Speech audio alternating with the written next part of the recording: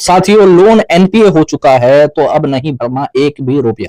जी हाँ दोस्तों, आप लोग बिल्कुल सही सुन रहे हो। साथियों, पिछले कुछ दिनों से, जब से जनवरी हमारा स्टार्ट हुआ है और बैंकिंग का क्लोजिंग ईयर आने वाला है, मतलब क्लोजिंग मंथ जो कि 31 मार्च होता है, ये आने वाला है। जितना नजदीक इसका टाइम आता जा रहा है, फरवरी चल रही है, लमसम 1-1.5 महीना बचा हुआ है, ठीक है, क्लोजिंग होने में।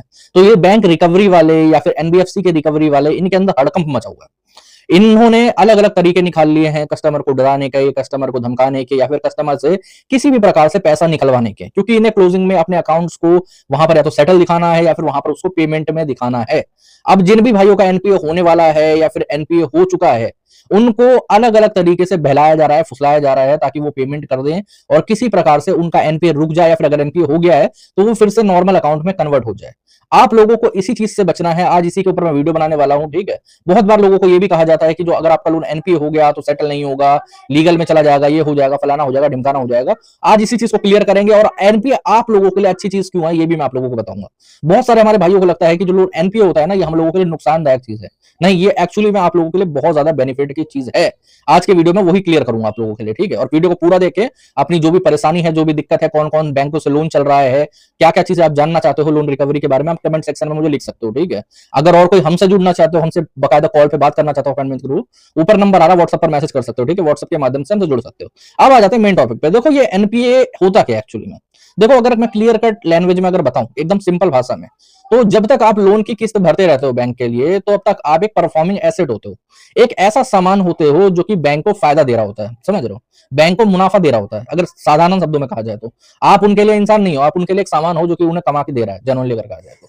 अब जैसे ही आपने अपनी किस्त देना बंद करी, पहला महीना हो गया, दूसरा महीना हो गया, तीसरा महीना हो गया, जैसे ही 92 से 95 डेज के समथिंग होता है, ठीक है, आपका लोन चला जाएगा एनपीए में। एनपीए का क्या मीनिंग है? एनपीए का सीधा मीनिंग ये है कि बैंक ने अब उम्मीद छोड़ दी है, बैंक को अब कोई वो आपके लोन से उम्मीद नहीं है, उसको नॉन परफॉर्मिंग एसेट में डाल दिया गया है। मतलब सिंपली अगर कहा जाए तो आपके लोन से बैंक को कोई प्रॉफिट नहीं होने वाला, और बैंक इसको आगे चल के सेटलमेंट में कंसिडर करेगा, सीधी सी बात है, या फिर सेटलमेंट में उसे डाल दिया गया, अगर नॉर्मल लैंग्वेज में कहा जाए तो, ठीक है।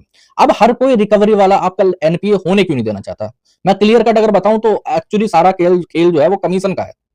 होता क्या है सिंपली, अभी और क्लोजिंग ईयर जो मैंने बताया था ना, उसका भी अभी बताऊंगा पहले तो, ठीक है।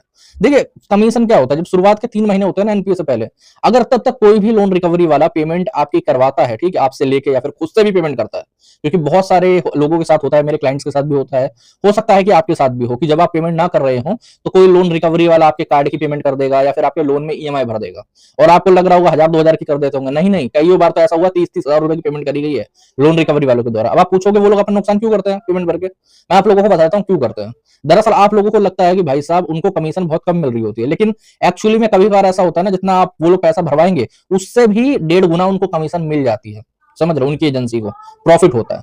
लेकिन जैसे ही आपका लोन या फिर आपका कार्ड एनपीए होगा, वो प्रॉफिट खत्म हो जाएगा। अब जो लोन रिकवरी वाले हैं उनको तब तक कोई पैसा नहीं मिलेगा जब तक आपका वो लोन सेटल ना करवाएं या फिर आपके लोन पे पेमेंट ना करवाएं। और अगर पेमेंट भी नॉर्मल वाली करवाते हैं तो उसमें कमीशन कितना मिलेगा?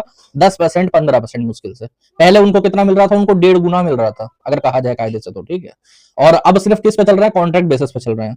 तो हर एक लोन रिकवरी एजेंसी के लिए वो एक घाटे का सौदा है कि अगर आपका लोन एनपीए हो गया तो। और सेकेंडरी चीज ये है कि अभी क्लोजिंग ईयर चल रहा है, सभी लोगों को पता है, तो इनके ऊपर प्रेशर बहुत ज्यादा है। और इनको भी पता है कि अगर कस्टमर का लोन अकाउंट एनपीए हो गया तो कस्टमर अभी तो सेटलमेंट करेगा नहीं, वो राइट ऑफ होने के बाद ही सेटलमेंट करेगा 10-15-20% में। तो हम लोग एक काम करते हैं, इन पे कुछ पैसे निकलवा लेते हैं। जैसे एक मेरे सब्सक्राइबर के साथ हुआ था, उनकी स्टोरी मैं आप लोगों को शेयर करना चाहूंगा, ठीक है।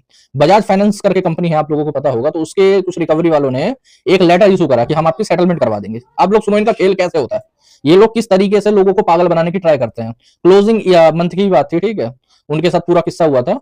तो उन पर बोला गया कि देखिए आपका 2.5-3 लाख रुपए का लोन है, हम इसकी सेटलमेंट 80,000 रुपए में कर देंगे मात्र।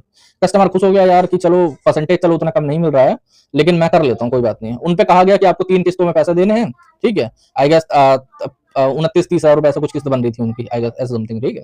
तो लेकिन रिकवरी वालों ने खेल क्या किया यार, उन्होंने करा कि आपकी 29,000 रुपए की ईएमआई बन रही है, 3 है नहीं है, आप सिर्फ 28,000 रुपए करना, ओके। 1,000 रुपए हम अपनी जेब से करेंगे, ओके।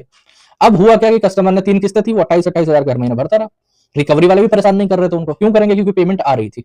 अब एक जो लोन सेटलमेंट होता है ना, वो एक तरीके का एग्रीमेंट ही होता है। अब एग्रीमेंट में जितना अमाउंट लिखा है, अगर आप उस अमाउंट से कम करते हो या फिर जो डेट लिखी है उस डेट के बाद या पहले करते हो, या फिर जो और टर्म्स एंड कंडीशन लिखी है उनको इग्नोर करके पेमेंट करते हो, तो अगर आप पेमेंट भी करोगे ना तो आपके लोन अकाउंट में चली जाएगी और वो सेटलमेंट इनवैलिड माना जाएगा प्रॉपर्ली। जब उन्होंने रिकवरी वालों से बात वगैरह करी तो रिकवरी वालों ने बोला ऐसा कुछ नहीं होता, एनओसी मिल जाएगी, ये हो जाएगा, फलाना ढिमकाना करवा देंगे। जैसे ही उस एजेंसी के पास से केस हटा, ठीक है, क्योंकि सेटलमेंट तो हुई नहीं थी, फेक वो करवा ली गई थी, सेटलमेंट पेमेंट करवा ली गई थी 3, ठीक है, तो अगली एजेंसी के पास गया होगा तो वहां से रिकवरी वाला इनके घर पे आया। जैसे ही भाई साहब घर पे आया तो उन्होंने रिकवरी वाले को रख लिया कि अब तेरे को पीटूंगा, मुझे नहीं मतलब उस चीज से, कि तू बता कि क्या हुआ है मेरे साथ में क्या नहीं है। तो उस रिकवरी वाले ने उनको पूरी बात समझाई कि देखो हो सकता है कि आपके साथ फेक सेटलमेंट हुई हो, लेकिन मेरी एजेंसी अलग है, मैं इस बारे में नहीं जानता हूं, अगर आप बोलोगे तो मैं दोबारा कभी आऊंगा नहीं, यहाँ पर बात खत्म है, कोई दिक्कत नहीं। तो कस्टमर ने भी सीधा कह दिया कि मैं किसी प्रकार के कोई पैसे नहीं देने वाला। समझ रहे हो? ऐसा क्यों होता है? ऐसा इसलिए होता है कि कस्टमर की नॉलेज थोड़ी कम होती है इन सब चीजों में। आप लोग खुद ही सोच के देखो, अगर एग्रीमेंट में या फिर अगर लोन सेटलमेंट लेटर में लिखा हुआ है कि आपको इस दिन 10,000 रुपए की पेमेंट करनी है, तो अगर आप 9,000 रुपए की पेमेंट करोगे तो वो तो इनवैलिड हो गया ना पहले, है ना। अगर मान लो मैं आप मेरे पे बोलो कि हर्जी आप एक काम करिए, मुझे 10,000 रुपए की पेमेंट करिए तो मैं आपको ये सामान दूंगा, और मैं आपको 8,000 रुपए की पेमेंट करूं, तो क्या आप मुझे वो सामान दोगे या वो वैलिड माना जाएगा? नहीं माना जाएगा ना। तो इसीलिए इस तरीके से ये लोग फेक सेटलमेंट करते हैं। कई बार क्या करेंगे, जब ये बोलेंगे कि हम आपके लिए सेटलमेंट का ऑफर निकलवा रहे हैं, हम आपके लिए ये कर रहे हैं, वो कर रहे हैं, आप एक काम करिए 500 रुपए की पेमेंट कर दीजिए, क्योंकि कई बार इनके भी हाथ गीले होते हैं ना। जैसे एजेंसी ने अगर पैसा दे दिया तो फिर ये आपके अकाउंट में पेमेंट कर देंगे अपने आप ही, ठीक है। अगर नहीं दे रही एजेंसी पैसा तो फिर ये लोग क्या करेंगे, सिंपली आपको ही प्रेशर करेंगे कि आप 100 रुपए की, 1,000 रुपए की, 2,000 रुपए की पेमेंट ऐसा कर दो।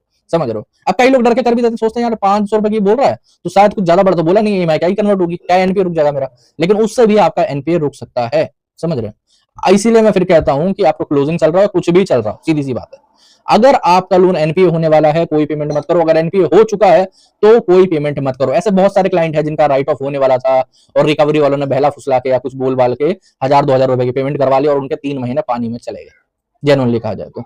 समझ रहे हो? ऐसा क्यों होता है? क्योंकि कस्टमर बात को काट नहीं पाते हैं। कस्टमर बात को काटना सीख जाएंगे ना जिस दिन, उस दिन आप लोग समझ जाओगे कि भाई साहब इनका कोई भय नहीं है, कोई कुछ नहीं है। कई बार रिकवरी वालों के द्वारा ये बोला जाता है कि आपकी सेटलमेंट नहीं होगी अगर आप एनपी होने दोगे, तो आप बोलते कोई बात नहीं, मैं तो सेटलमेंट मैं नहीं करूंगा, खत्म कहानी। होती तो सब कुछ है, लेकिन इनसे बहस करके कोई फायदा नहीं है। इनकी बातों को काटो, अगर ये बोले कि ये हो जाएगा वो हो जाएगा, तो कहते एक काम कर, बाद में मत करिए, आज कर दे ये चीजें। तेरे पास इतनी पावर है ना, तू मेरे को नोटिस भेजने की धमकी दे रहा है, पुलिस की धमकी दे रहा है, तू आज भेज दे, खत्म कहानी। फिर देख लेना इनका कैसा मुंह उतर जाएगा।